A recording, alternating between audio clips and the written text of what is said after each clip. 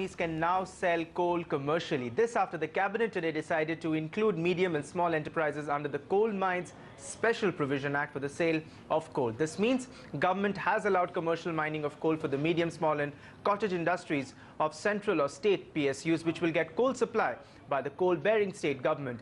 The move is aimed at reducing the dependency on coal imports. This breaks the monopoly held by Coal India when it came to commercial mining of coal. In fact, let's discuss more of that decision taken by the cabinet earlier in the evening. Coal Secretary Anil Swarup joining us on the phone line. Thank you so much for joining us here on CNBC TV 18, Mr. Swarup. My first question to you is, have you decided how this coal can be priced? What are going to be the kind of rules that these state PSUs or the central PSUs will have to adhere to? No, we have not introduced any pricing formula for selling of coal. The new initiative actually enables such state entities to, we have dispensed with the end-use stipulation that was there earlier. You would recall in the past, either allocation or auction of coal blocks, there was this end-use stipulation, which prevented such entities which mined this coal from selling this coal to anybody else. They had to use the coal themselves for their own unit or their own entities.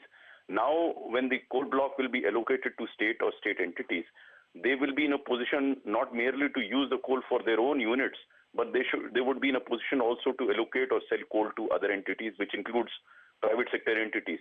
The primary objective of this decision is to enable coal supply to small and medium sector units, even micro units, because for Coal India to supply to these units was becoming increasingly difficult. The focus of Coal India was obviously for larger units, and smaller units were starved for coal. And it is with that objective in mind that the coal sector has been opened.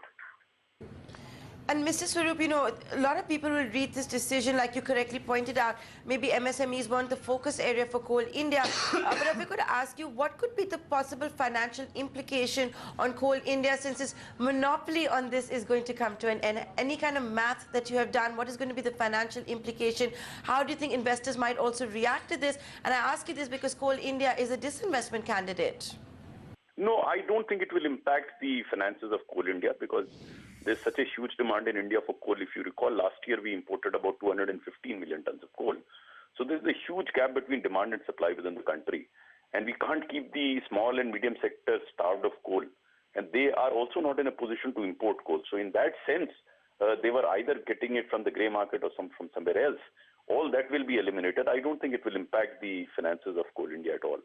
That's good news. It should not impact Coal India. Mr. Swarup, my final question to you, and this is what everybody wants to know. Fine, you've allowed coal mining and the sale of commercial coal when it comes to the decision taken today for PSUs. When are you going to allow the private sector players to enter the fray? No, we've moved in that direction.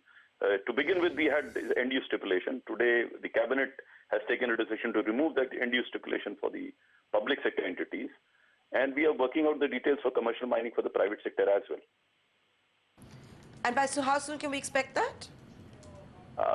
It may take a bit of time because there are certain aspects that are being examined, but it will come soon. Okay, so that's the other headline you've given us tonight, Mr. Swarup, that we would see guidelines for commercial mining. The steps are being taken towards that. Thank you so much for taking the time out and joining us here on India Business Hour.